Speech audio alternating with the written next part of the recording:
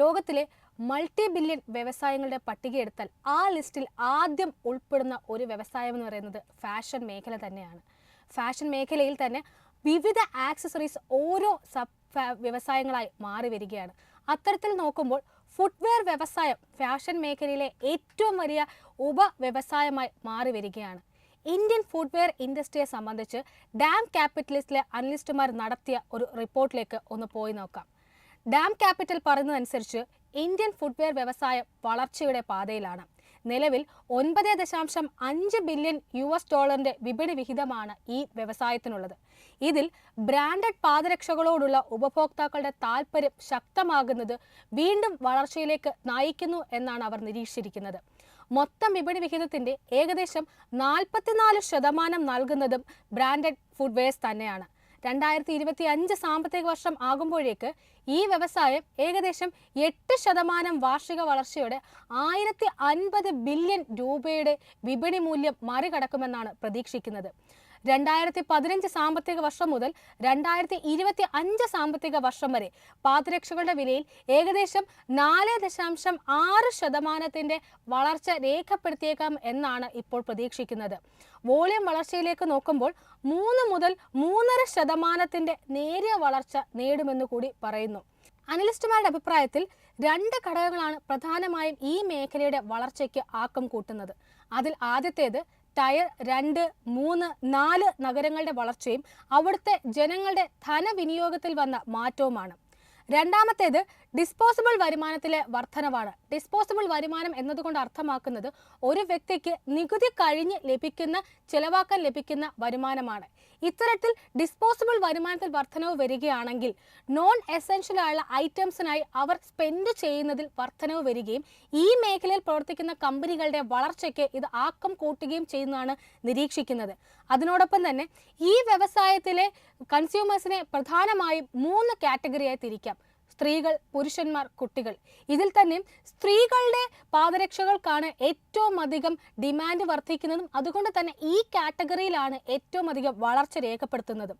അടുത്ത സാമ്പത്തിക വർഷത്തിലേക്ക് എത്തുമ്പോൾ ഈ മേഖല 8 മുതൽ 10% വരെ വാർഷിക വളർച്ച രേഖപ്പെടുത്തുമെന്നാണ് പ്രതീക്ഷിക്കുന്നത്. പ്രൈസിംഗിലേക്ക് വരുമ്പോൾ ഇടത്തരം പ്രീമിയം സെഗ്മെന്റുകളിൽ ഏകദേശം 11 മുതൽ 13% CAGR വളർച്ച രേഖപ്പെടുത്തുമെന്നാണ് ഡാം ക്യാപിറ്റൽസിലെ അനലിസ്റ്റുമാർ പ്രതീക്ഷിക്കുന്നത്. എന്നാൽ പ്രീമിയം ഇതര സെഗ്മെന്റ് അഥവാ നോൺ പ്രീമിയം സെഗ്മെന്റിലേക്ക് വരുമ്പോൾ 6 മുതൽ 6.5% വളർച്ച മാത്രമേ കൈവരിക്കാൻ സാധിക്കുന്നു എന്ന് കൂടി അവർ കൂട്ടിച്ചേർക്കുന്നുണ്ട്. നൈക്കെ, കോൺവേഴ്സ്, അഡിഡാസ്, സ്കെച്ചസ് തുടങ്ങിയ ബ്രാൻഡുകളിൽ നിന്നുള്ള സ്നീക്കർ ഷൂസുകൾക്കും കൂടുതൽ ജനപ്രീതി ആർജിച്ചു വരുന്ന ഒരു ട്രെൻഡാണ് ഇപ്പോൾ കാണുന്നത്. പ്രീമിയം സെഗ്മെന്റിനോടൊപ്പം തന്നെ പ്രീമിയം ഇതര സെഗ്മെന്റിലെ സ്നീക്കർ ഷൂസുകൾക്കും ഡിമാൻഡ് വർദ്ധിക്കുന്നു എന്ന് സാരം. അതിനോടൊപ്പം തന്നെ നോക്കുകയാണ് എന്നുണ്ടെങ്കിൽ വിവിധ ഡാറ്റകൾ പ്രകാരം 2022 സാമ്പത്തിക വർഷത്തിൽ ഇന്ത്യൻ സ്നീക്കർ വ്യവസായത്തിന്റെ മൂല്യം $3 ബില്യൺ മറികടന്നിട്ടുണ്ട്. സമാന കാലയളവിൽ ആഗോളതലത്തിലേക്ക് നോക്കുകയാണെങ്കിൽ സ്നീക്കർ വ്യവസായം 12 മുതൽ 15% വരെ വാർഷിക വളർച്ചയാണ് കൈവരിച്ചിരിക്കുന്നത്. ഇനി ഡാം അനലിസ്റ്റുമാർ ഫുട്വെയർ വ്യവസായം സമീപ ഭാവിയിൽ തന്നെ നേരിടാൻ സാധ്യതയുള്ള ചില വെല്ലുവിളികൾ കൂടി കൂട്ടിച്ചേർക്കുന്നുണ്ട്. അതിൽ ആദ്യത്തേത് ഉപഭോക്താക്കളുടെ ഡിസ്ക്രിഷണറി ചെലവുകൾ കുറഞ്ഞാൽ അത് കമ്പനികളുടെ വളർച്ചയ്ക്ക് വെല്ലുവിളിയായേക്കാം. ഡിസ്ക്രിഷണറി ചെലവുകൾ എന്നതുകൊണ്ട് ഉദ്ദേശിക്കുന്നത് നേരത്തെ സൂചിപ്പിച്ചതുപോലെ തന്നെ നോൺ എസെൻഷ്യൽ ആയിട്ടുള്ള ഐറ്റംസിന് അവർ ചിലവാക്കുന്ന തുകയാണ്. ഇത്തരത്തിൽ ആ ഒരു നോൺ ഐറ്റംസിനായി ചിലവാക്കുന്ന തുകയിൽ ജനങ്ങൾ കുറവ് വരില്ല, കൺസ്യൂമേഴ്സ് കുറവ് വരുത്തുകയാണ് എന്നുണ്ടെങ്കിൽ ഈ മേഖലയിൽ പ്രവർത്തിക്കുന്ന കമ്പനികളുടെ വരുമാനത്തെ അത് നെഗറ്റീവായി ബാധിക്കാം എന്നാണ് നിരീക്ഷിക്കുന്നത്. രണ്ടാമത്തെ പ്രതിസന്ധിയായി പറഞ്ഞിരിക്കുന്നത് ഉയർന്ന ആട്രീഷൻ നിരക്കാണ്, അഥവാ ജീവനക്കാരുടെ കൊഴിഞ്ഞുപോക്ക്. ജീവനക്കാരുടെ കൊഴിഞ്ഞുപോക്ക് കമ്പനികളിൽ വലിയ തോതിലുള്ള പ്രതിസന്ധിയാണ് സൃഷ്ടിച്ചിരിക്കുന്നത്. കാരണം പുതിയ ജീവനക്കാരെ നിയമിക്കുന്നതിനും അവർക്ക് ആവശ്യമായ ട്രെയിനിങ് നൽകുന്നതിനും വലിയ തോതിലുള്ള തുക അല്ലെങ്കിൽ വലിയ തോതിലുള്ള ചെലവ് കമ്പനികൾ വഹിക്കേണ്ടതായി വരുന്നുണ്ട്. ഇത് അവരുടെ ഡെയിലി ഉള്ള ഓപ്പറേഷൻസിനെയും നെഗറ്റീവായി ബാധിക്കുന്നുണ്ട്. മൂന്നാമത്തേതായി പറയുന്നത് പുനർനിക്ഷേപവുമായി ബന്ധപ്പെട്ട റിസ്ക് ആണ്. അതായത് പാദരക്ഷാ കമ്പനികളെ സംബന്ധിച്ചിടത്തോളം അവരുടെ വരുമാനം നിക്ഷേപിക്കാൻ ലാഭകരമായിട്ടുള്ള മറ്റ് അവസരങ്ങൾ കണ്ടെത്താൻ സാധിക്കാത്തതിൻ്റെ റിസ്ക് ആണിത്.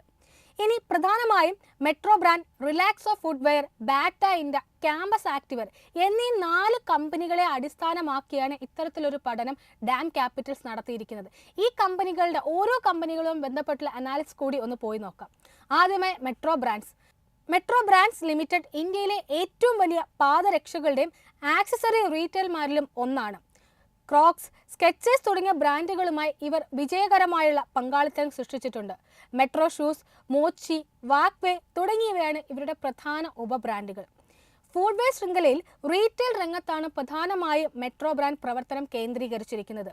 നിർമ്മാണ പ്രവർത്തനങ്ങൾ പൂർണ്ണമായും മറ്റു കമ്പനികളെ ഏൽപ്പിച്ചിരിക്കുന്നതിനാൽ അതിൽ നിന്നുള്ള ലാഭം നേടാൻ സാധിക്കുന്നില്ല. അതായത് പ്രൊഡക്ഷനിൽ നിന്നും മാറി പ്രധാനമായിട്ടും ഡിസ്ട്രിബ്യൂഷനും മാർക്കറ്റിംഗ് വഴിയാണ് മെട്രോ ബ്രാൻഡ്സ് അവരുടെ വരുമാനം കണ്ടെത്തുന്നത് എന്ന് സാരം. എന്നിട്ടും 55% മൊത്തം മാർജിനും 20% എബിഡ മാർജിനും സൃഷ്ടിക്കാൻ കമ്പനിക്ക് സാധിക്കുന്നുണ്ട്. പ്രൊഡക്ഷൻ ഇല്ലാതിരുന്നിട്ട് കൂടി ഡിസ്ട്രിബ്യൂഷൻ വഴിയും അതിനോടൊപ്പം റീറ്റെയിൽ സെയിൽസ് വഴിയും ഇത്തരത്തിൽ വലിയൊരു മുന്നേറ്റം, ഫൈനാൻഷ്യലി വലിയൊരു മുന്നേറ്റം രേഖപ്പെടുത്താൻ കമ്പനിക്ക് സാധിക്കുന്നുണ്ട് എന്നത് വളരെ പോസിറ്റീവായി തന്നെയാണ് ഡാം ക്യാപിറ്റൽസിലെ അനലിസ്റ്റുമാർ എടുത്തിരിക്കുന്നത്. ഇത് മെട്രോയുടെ മികച്ച പ്രവർത്തനത്തെയാണ് സൂചിപ്പിക്കുന്നത്. ഇനി കഴിഞ്ഞ പാദത്തിൽ, അതായത് 3-ാം പാദത്തിലെ മെട്രോയുടെ ഫൈനാൻഷ്യൽ അനാലിസിസ് നടത്തി നോക്കിക്കഴിഞ്ഞാൽ വരുമാനമായി രേഖപ്പെടുത്തിയിരിക്കുന്നത് 636 കോടി രൂപയാണ്. അതായത് ഏകദേശം പാദാടിസ്ഥാനത്തിൽ 14.4% വരുമാന വളർച്ച രേഖപ്പെടുത്താൻ കമ്പനിക്ക് സാധിച്ചിട്ടുണ്ടായിരുന്നു. ഇനി പ്രവർത്തന ലാഭത്തിലേക്ക് വരികയാണ് എന്നുണ്ടെങ്കിൽ 199 കോടി രൂപയാണ് 3-ാം പാദത്തിൽ പ്രവർത്തന ലാഭമായി കമ്പനി രേഖപ്പെടുത്തിയിരുന്നത്. ഏകദേശം 28.4% പാദാടിസ്ഥാനത്തിലുള്ള വളർച്ച ഈ ഇനത്തിൽ രേഖപ്പെടുത്താൻ കമ്പനിക്ക് സാധിച്ചിട്ടുണ്ട്. പാറ്റ് അഥവാ നികുതി കഴിഞ്ഞുള്ള ലാഭത്തിലേക്ക് വരികയാണെങ്കിൽ 136 കോടി രൂപയാണ് പാറ്റ് ആയി കമ്പനി രേഖപ്പെടുത്തിയിരിക്കുന്നത്. പാദാടിസ്ഥാനത്തിൽ നോക്കുമ്പോൾ 42.2% വളർച്ച പാറ്റിൽ രേഖപ്പെടുത്താനും കമ്പനിക്ക് സാധിച്ചിട്ടുണ്ട്. ലിസ്റ്റ് ചെയ്തിരിക്കുന്ന കമ്പനികളിൽ ശരാശരി വിൽപ്പന വർദ്ധിച്ചതിലൂടെ 44% വരുമാന വർധനവ് നേടിയ ഏക കമ്പനിയാണ് മെട്രോ ബ്രാൻഡ്. ചെരുപ്പ് നിർമ്മാണത്തിൽ ഏർപ്പെടാതെ തന്നെ റീറ്റെയിലിൽ ശ്രദ്ധ കേന്ദ്രീകരിക്കാനാണ് മെട്രോ തീരുമാനിച്ചിരിക്കുന്നത്. അതിനാൽ നിർമ്മാണം മറ്റു കമ്പനികളെ ഏൽപ്പിച്ച് റീറ്റെയിൽ ബിസിനസ്സിൽ മാത്രം ശ്രദ്ധ കേന്ദ്രീകരിച്ചു. ഈ തീരുമാനം കമ്പനിയുടെ പ്രോഫിറ്റബിലിറ്റിയെ വലിയ തോതിൽ സഹായിച്ചിട്ടുണ്ട്. ഇതെല്ലാം വിലയിരുത്തിക്കൊണ്ട് തന്നെ ഈ ഓഹരിക്ക് ഡാം ക്യാപിറ്റൽസ് ഒരു ബൈ കോളാണ് നൽകിയിരിക്കുന്നത്. ടാർഗറ്റായി പറഞ്ഞിരിക്കുന്നത് 1238 രൂപയാണ്. രണ്ടാമതായി റിലാക്സോ ഫുട്വെയർസ് ആണ്. 1976 റിലാക്സോ ബ്രാൻഡുമായി ചേർന്ന് പ്രവർത്തനം ആരംഭിച്ച കമ്പനിയാണ് റിലാക്സോ ഫുട്വെയർസ്. അവരുടെ ഗ്രൂപ്പ് കമ്പനികളും മറ്റ് സ്ഥാപനങ്ങളും നിർമ്മിക്കുന്ന ചെരുപ്പുകൾ ഡിസ്ട്രിബ്യൂട്ട് ചെയ്യുന്നതിലും വിൽക്കുന്നതിലുമാണ് പ്രധാനമായും ശ്രദ്ധ കേന്ദ്രീകരിച്ചിരിക്കുന്നത്. എന്നാൽ പിന്നീട് ഫുട്വെയർ നിർമ്മാണത്തിലേക്ക് കമ്പനി കടന്നു വരികയും ഫുട്വെയർ പ്രൊഡക്ഷനിലെ തന്നെ ഏറ്റവും ഒരു മുൻനിര കമ്പനികളിൽ ഒന്നായി മാറാൻ റിലാക്സോയ്ക്ക് സാധിച്ചിട്ടുണ്ട്. ഇത് അവരുടെ മൊത്തം മാർജിനിൽ പ്രതിഫലിക്കുന്നുണ്ട് എന്നുള്ളത് അവരുടെ ഫൈനാൻഷ്യൽ സ്റ്റേറ്റ്മെന്റ് അനലൈസ് ചെയ്താൽ മനസ്സിലാക്കാൻ സാധിക്കുന്നതാണ്. 2001 27% 2023 ആയപ്പോഴേക്കും 52% ഉയർന്നത്. മറ്റ് സമാന കമ്പനികളെ അപേക്ഷിച്ച് വിതരണക്കാർ വഴി കൈമാറുന്ന ചെരുപ്പുകളുടെ എണ്ണത്തിൽ റിലാക്സോ ആണ് മുന്നിൽ. കുറഞ്ഞു വരുന്ന വിപണി വിഹിതമാണ് കമ്പനി നേരിടുന്ന ഏറ്റവും പ്രധാന പ്രതിസന്ധി എന്ന് പറയുന്നത്. ഇതിന് പരിഹാരമായി പല പരിഷ്കാരങ്ങളും നിലവിൽ കമ്പനി നടത്തിയിട്ടുണ്ട്. ഏറ്റവും പ്രധാനം വിലക്കൂടുതൽ കാരണം ചില വിഭാഗം കൺസ്യൂമേഴ്സിനെ കമ്പനിക്ക് നഷ്ടപ്പെട്ടിട്ടുണ്ടായിരുന്നു. ഇവരെ തിരികെ പിടിക്കാനായി പ്രൈസിങ്ങിൽ കുറവ് വരുത്താൻ അഥവാ വില കുറയ്ക്കാനായി കമ്പനി ഇപ്പോൾ തയ്യാറാണ്. ഇതുവഴി വിൽപ്പനയുടെ വോളിയം വർദ്ധിപ്പിക്കാനും അതുവഴി വരുമാനം വർദ്ധിപ്പിക്കാനുമാണ് കമ്പനി ഇപ്പോൾ ലക്ഷ്യമിട്ടിരിക്കുന്നത്. 2023 സാമ്പത്തിക വർഷത്തിലെ വരുമാനത്തിന്റെ ഏകദേശം 40% സംഭാവന ചെയ്തിരിക്കുന്നത് അവരുടെ പ്രധാന ബ്രാൻഡായ സ്പാർക്സ് ആണ്. അതായത് ഏകദേശം 11 ബില്യൺ രൂപയാണ് സ്പാർക്സിൽ നിന്ന് 2023 സാമ്പത്തിക വർഷത്തിൽ കമ്പനിക്ക് ലഭിച്ചത്. 15% സ്പാർക്സിൽ നിന്നുള്ള വരുമാനം 15% CAGR വളരുമെന്നാണ് ഇപ്പോൾ ഡാമിലെ അനലിസ്റ്റുമാർ പ്രതീക്ഷിക്കുന്നത്.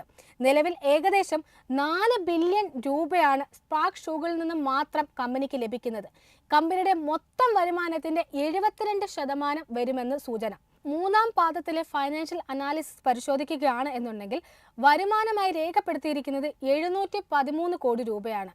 പാദാടിസ്ഥാനത്തിൽ നോക്കുമ്പോൾ ഏകദേശം 0.28% നേരിയൊരു കുറവാണ് വരുമാനത്തിൽ രേഖപ്പെടുത്തിയിട്ടുണ്ടായിരുന്നത്. ഇനി പ്രവർത്തന ലാഭത്തിലേക്ക് വരികയാണെങ്കിലും 2023 സാമ്പത്തിക വർഷത്തിൽ മൂന്നാം പാദത്തിൽ രേഖപ്പെടുത്തിയിരിക്കുന്ന പ്രവർത്തന ലാഭം 87 കോടി രൂപയാണ്. നികുതിക്ക് ശേഷമുള്ള വരുമാനം പരിശോധിക്കുമ്പോൾ 51 കോടി രൂപയാണ് പാറ്റ് ആയിട്ട് 2023 സാമ്പത്തിക വർഷത്തിൽ കമ്പനി രേഖപ്പെടുത്തിയിട്ടുണ്ടായിരുന്നത്. ഇനി 2023-26 വരെയുള്ള കാലഘട്ടത്തിൽ പരിശോധിക്കുകയാണെങ്കിൽ റിലാക്സോയുടെ വരുമാനം ഏകദേശം 15% CAGR വർദ്ധിക്കും എന്നാണ് പ്രതീക്ഷിക്കുന്നത്.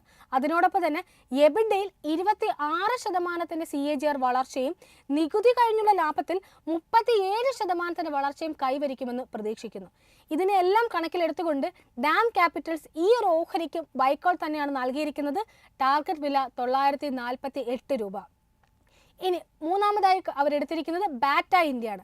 ബാറ്റ ഇന്ത്യയിലേക്ക് നോക്കുമ്പോൾ പ്രധാനമായും വിതരണ ശൃംഖലയും വിദേശ ബ്രാൻഡുകളുമായുള്ള പങ്കാളിത്തം കൂട്ടുന്നതിനാണ് കമ്പനി ഇപ്പോൾ ലക്ഷ്യമിട്ടിരിക്കുന്നത്. പഴയ തലമുറയുടെ ബ്രാൻഡ് എന്ന ഇമേജ് മാറ്റിയെടുക്കാനുള്ള കഠിന പ്രയത്നത്തിലാണ് ഇപ്പോൾ കമ്പനി. മൂന്നാം കക്ഷി നിർമ്മാണത്തെയും അസറ്റ് ലൈറ്റ് വിതരണത്തെയും ആശ്രയിച്ച് കൂടുതൽ മികച്ച ഉൽപ്പന്ന മിശ്രിതം സൃഷ്ടിക്കുക എന്നതാണ് കമ്പനിയുടെ ലക്ഷ്യം. എങ്കിലും ഈ മാറ്റങ്ങൾ, അതായത് കമ്പനി ഇപ്പോൾ രേഖപ്പെടുത്തിയ മാറ്റങ്ങളൊന്നും കാര്യമായ തോതിൽ ഫലം കണ്ടിട്ടില്ല എന്ന് വേണം പറയാൻ. കമ്പനിയുടെ വിൽപ്പനയിൽ വളർച്ച രേഖപ്പെടുത്താനായി നിരവധി പരിഷ്കാരങ്ങളാണ് നടത്തി വരുന്നത്. വിതരണ ശൃംഖലയിലെ പരിഷ്കരണം, ഫ്രാഞ്ചൈസി നെറ്റ്വർക്കിന്റെ വികസനം, ലാഭം കുറഞ്ഞ സ്റ്റോറുകളുടെ അടച്ചുപൂട്ടൽ, കൂടുതൽ പ്രമുഖ ഡിസ്ട്രിബ്യൂട്ടേഴ്സുമായിട്ടുള്ള പങ്കാളിത്തം എന്നിവ അത്തരം നടപടികളിൽ ചിലതാണ്. ഈ പരിഷ്കാരങ്ങൾ ഫലം കാണുമെന്നും ഡിമാൻഡ് സ്ഥിരപ്പെടുമ്പോൾ വിൽപ്പന ഏകദേശം 3% CAGR നിരക്കിൽ വളരുമെന്നാണ് ഡാം ക്യാപിറ്റൽസിലെ അനലിസ്റ്റുമാർ കരുതുന്നത്.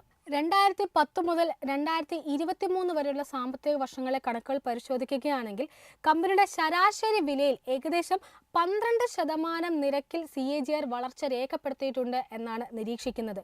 ഇതിനുള്ള പ്രധാന കാരണമായി ചൂണ്ടിക്കാട്ടുന്നത് പോർട്ട്ഫോളിയോ അഥവാ പ്രീമിയം പോർട്ട്ഫോളിയോ കമ്പനി ഇൻട്രൊഡ്യൂസ് ചെയ്തതാണ്. ഇനി കമ്പനിയുടെ ഫൈനാൻഷ്യൽസിലേക്ക് നോക്കുകയാണെങ്കിൽ മൂന്നാം പാദത്തിൽ കമ്പനി 903 കോടി രൂപയാണ് വരുമാനമായി രേഖപ്പെടുത്തിയിരിക്കുന്നത്. പാദാടിസ്ഥാനത്തിൽ ഏകദേശം 10% വാർഷിക വളർച്ച രേഖപ്പെടുത്താൻ കമ്പനിക്ക് സാധിച്ചിട്ടുണ്ട്. ഇനി പ്രവർത്തന ലാഭത്തിലേക്ക് വരികയാണെങ്കിൽ 182 കോടി രൂപയാണ് പ്രവർത്തന ലാഭമായി കമ്പനി രേഖപ്പെടുത്തിയിട്ടുണ്ടായിരുന്നത്. പാറ്റിലേക്ക് വരും അഥവാ നികുതി കഴിഞ്ഞുള്ള ലാഭത്തിലേക്ക് വരുമ്പോൾ 58 കോടി രൂപയാണ് നികുതി കഴിഞ്ഞുള്ള ലാഭമായി ആ പാദത്തിൽ രേഖപ്പെടുത്തിയിട്ടുണ്ടായിരുന്നത്. ഏകദേശം പാദാടിസ്ഥാനത്തിൽ 70% വളർച്ച രേഖപ്പെടുത്താൻ കമ്പനിക്ക് സാധിച്ചിട്ടുണ്ടായിരുന്നു. ഇനി 2023 മുതൽ 26 വരെയുള്ള സാമ്പത്തിക വർഷത്തിലേക്ക് നോക്കുമ്പോൾ വരുമാനം, നികുതി കഴിഞ്ഞുള്ള ലാഭം, എബിഡ എന്നിവ യഥാക്രമം 10%, 34%, 26% CAGR രേഖപ്പെടുത്തുമെന്നാണ് വിദഗ്ധർ പ്രതീക്ഷിക്കുന്നത്. ഇതെല്ലാം പരിഗണിച്ചുകൊണ്ടാണ് ഓഹരിക്ക് ഡാം ക്യാപിറ്റൽസിലെ വിദഗ്ധർ ബൈക്കോൾ നൽകിയിരിക്കുന്നത്. 1660 രൂപയാണ് ഈ ഒരു ഓഹരിക്ക് നൽകിയിരിക്കുന്ന ടാർഗറ്റ് വില. അവസാനമായി അവരുടെ റഡാറിൽ ഉൾപ്പെട്ടിരിക്കുന്നത് ക്യാമ്പസ് ആക്റ്റീവെയർ ആണ്. ക്യാമ്പസ് ആക്റ്റീവെയർ കഴിഞ്ഞ പാദങ്ങളിൽ മികച്ച പ്രകടനം കാഴ്ചവെച്ചെങ്കിൽ പോലും അനലിസ്റ്റുമാരുടെ പ്രതീക്ഷയ്ക്ക് തുയരാൻ സാധിച്ചില്ല എന്നതാണ് സത്യം. ഈ പാദത്തിൽ 472 കോടി രൂപയുടെ വരുമാനം രേഖപ്പെടുത്തിയെങ്കിൽ പോലും ചില വെല്ലുവിളികൾ നേരിടാൻ സാധ്യതയുണ്ട് എന്നൊരു കോഷൻ കൂടി ബ്രോക്കറേജ് ചൂണ്ടിക്കാട്ടുന്നു. ബ്രാൻഡിങ്ങിനും വിപണനത്തിനുമായി ഉയർന്ന ചെലവ് മൂലമാണ് എബിഡ 56 കോടി രൂപയിലെത്ത്. എന്നിരുന്നാൽ പോലും അറ്റാദായം 25 കോടി രൂപയെ നിലനിർത്താൻ കമ്പനിക്ക് സാധിച്ചിട്ടുണ്ട്. ഡിമാൻഡ് വളർച്ച, ചൈനയിൽ നിന്നുള്ള ഇറക്കുമതി നിയന്ത്രണം, നിർമ്മാണ ചിലവിലെ കുറവ്, ഓൺലൈൻ വിതരണ ശൃംഖലയുടെ വിപുലീകരണം എന്നിവയിൽ നിന്നും കമ്പനിക്ക് പ്രയോജനം ലഭിക്കുമെന്നാണ് വിശകലന വിദഗ്ധർ പ്രതീക്ഷിക്കുന്നത്. കടം കുറയ്ക്കാനും പ്രവർത്തന മൂലധനം മെച്ചപ്പെടുത്താനുമുള്ള നടപടികൾ കമ്പനി സ്വീകരിച്ചു വരുന്നുവെന്ന് ബ്രോക്കറേജ് നിരീക്ഷിക്കുന്നു. ഇതെല്ലാം പരിഗണിച്ച് ഓഹരിക്കും ബൈക്കോൾ തന്നെയാണ് ഡാം ക്യാപിറ്റൽസ് നൽകിയിരിക്കുന്നത്. ടാർഗറ്റായി 292 രൂപയാണ്. ഇനി ഈ ഓഹരികളുടെ ഇന്നത്തെ പ്രകടനം കൂടി ഒന്ന് വിലയിരുത്തി നോക്കാം. നിലവിൽ മെട്രോ ബാങ്ക്സ് 1% ഇടിവ് രേഖപ്പെടുത്തുമ്പോൾ ക്യാമ്പസ് ആക്റ്റീവെയർ 1% നേട്ടമാണ് രേഖപ്പെടുത്തുന്നത്. റിലാക്സോ ഫുഡ്വേസിലേക്ക് വരുമ്പോൾ വളരെ ഫ്ലാറ്റ് നെഗറ്റീവ് ടോണിലാണ് വ്യാപാരം മുന്നോട്ട് കൊണ്ടുപോകുന്നത്. ബാറ്റ ഇന്ത്യയും വളരെ ഫ്ലാറ്റ് ആയിട്ടാണ് വ്യാപാരം മുന്നോട്ട് കൊണ്ടുപോകുന്നത്. പെർഫോമൻസ് കൂടി വിലയിരുത്തുകയാണ് എന്നുണ്ടെങ്കിൽ കഴിഞ്ഞ ഒരു മാസത്തിനിടെ മെട്രോ ബാങ്ക്സ് നേടിയത് 2.68% റിട്ടേൺസ് ആണ്. എന്നാൽ Campus Activewear, Relaxo footwear, Bata India എന്നീ ഓഹരികൾ ഒരു നെഗറ്റീവ് റിട്ടേൺ ആണ് കഴിഞ്ഞ ഒരു മാസമായി നിക്ഷേപകർക്ക് നൽകി വരുന്നത്. ഇയർ ടു ഡേറ്റ് നോക്കുകയാണെങ്കിലും ഈ 4 ഓഹരികളും നെഗറ്റീവ് റിട്ടേൺസ് തന്നെയാണ് നൽകിയിരിക്കുന്നത്. അതായത് ഓവർ വാല്യൂഡ് അല്ല എന്ന് സാരം. ഈ ഓഹരികളിൽ ഇനിയും ഒരു നിക്ഷേപ സാധ്യത തന്നെയാണ് ഡാം ക്യാപിറ്റൽസിലെ അനലിസ്റ്റുമാർ കാണുന്നത്.